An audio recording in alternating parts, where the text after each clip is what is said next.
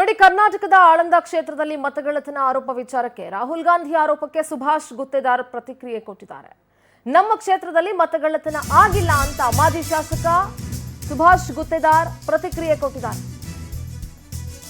ಒಂದ್ ವೇಳೆ ಮತಗಳ್ಳತನ ಆಗಿದ್ದಿದ್ರೆ ಬಿಆರ್ ಪಾಟೀಲ್ರು ಗೆಲುವನ್ನ ಹೇಗೆ ಸಾಧಿಸ್ತಾ ಇದ್ರು? ಅವರು ಪ್ರಚಾರವನ್ನ ಪಡ್ಕೊಳ್ಳೋದಕ್ಕೆ ಈ ರೀತಿ ಆರೋಪ ಮಾಡ್ತಾ ಇದ್ದಾರೆ. ಇವತ್ತು ರಾಹುಲ್ ಗಾಂಧಿ ಅವರಿಂದ ಹೆಸರನ್ನ ಹೇಳಿಸಿದ್ದಾರೆ. ಆಳಂದದಲ್ಲಿ ಮಾಜಿ ಶಾಸಕ ಸುಭಾಷ್ ಗುತ್ತೇದಾರ್ ಪ್ರತಿಕ್ರಿಯಿಸಿದ್ದಾರೆ, ಸ್ಪಷ್ಟನೆ ಕೊಟ್ಟಿದ್ದಾರೆ. ನಮ್ಮ ಕ್ಷೇತ್ರದಲ್ಲಿ ಯಾವುದೇ ರೀತಿಯಾದಂತಹ ಮತಗಳ್ಳತನ ಆಗಿಲ್ಲ ಅಂತ ಹೇಳಿ.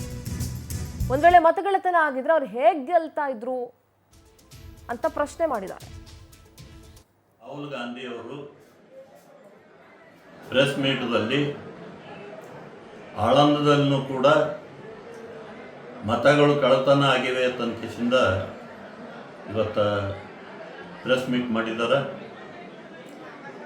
ಮೊನ್ನೆ BR ಪಾಟೀಲ್ನೂ ಕೂಡ ಇದೇ ಒಂದು ಹೇಳಿದ್ದಾರೆ, ನನ್ನ ಆಳಂದಲ್ಲೂ ಕೂಡ ಮತಗಳು ಕಳ್ಳತನ ಆಗ್ಯಾವ ಅಂತಂಕಿಸಿಂದ ಹೇಳಿದ್ದಾರೆ.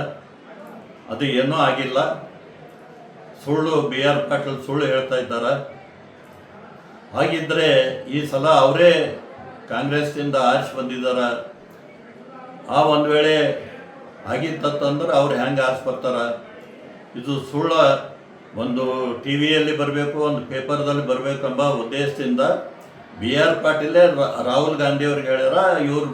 ಇವ್ರ ಮಾತಿಗೆ ನಂಬಿ ರಾಹುಲ್ ಗಾಂಧಿಯವರು ಇವತ್ತು ಪೇಪರ್ ಸ್ಟೇಟ್ಮೆಂಟ್ ಕೊಟ್ಟರೆ ಅದೆಲ್ಲ ಸುಳ್ಳು ಅದ ಅಂತ ಹೇಳಿ ಬಯಸ್ತೀವಿ. ರಾಹುಲ್ ಗಾಂಧಿಯವರು